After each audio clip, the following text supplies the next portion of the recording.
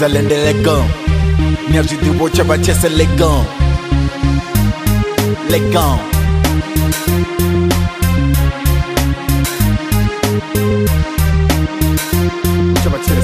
Ja, ndikuni buzore ndikaleke igemi ndikoshuma Vanji venda toma navo zvinovono huma Vamwe vavo zvinovono wina na chipuka Kazo sometimes kakole puchibva puka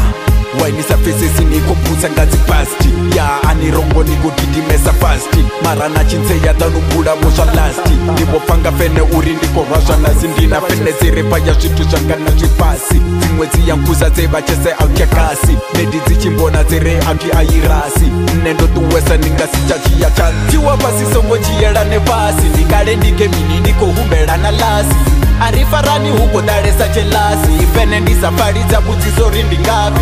Tiwa pasi songo chiyela nepasi Ndikale ndigemini ndikohumbelana lasi Arifarani huko daresa chelasi Ifene ndisafaridza budziso rindingapi Ndoto shumisesa toka mzika songo tambula Ndikale kare game yanibudza ndikoshambila Biza na bachesa spone bola tela taula Zimuvanga tsini mwami njirito kaula Vangu vuswika na musiba botomo vanga Rine rapumula bera gonya na zwivanga Ndilibuwa zifene notakula chimo changa zo engeza na lutendo Kamzika wanga karito farana Rilichezwa buchiba nitobona toba Ntaraba frisa maiba Murau ticha sezando Seza yenda liba mzika wango patalala Petu unje bandiba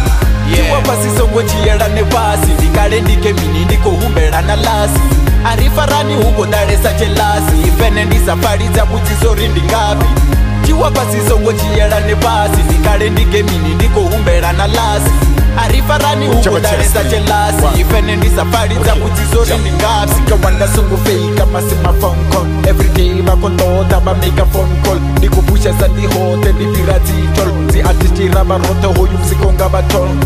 Ringa pusha mzika shabuara venda rofarana Rolicha tidisira zhupushela kapana Kano panda femika Facebook ungo kwarana Goreshi ya bora rikopeza roto rwana Feneti ya strata zichipandisi chapala Zaruche vachesekani mzika vonongala Apiri ya dala zvinevemba asinyala Apiri ya chuwa mzika wawochi wokala Chuwa pasi songo jiyela nepasi Ndikale ndikemini ndikohumbela na lasi Arifarani huko daresa chelasi Ifene ndisafaridza budziso rindingapi Tiwa pasi songo chiyela nepasi Ndikale ndigemini ndikohumbelana lasi Arifarani huko daresa chelasi Ifene ndisafaridza budziso rindingapi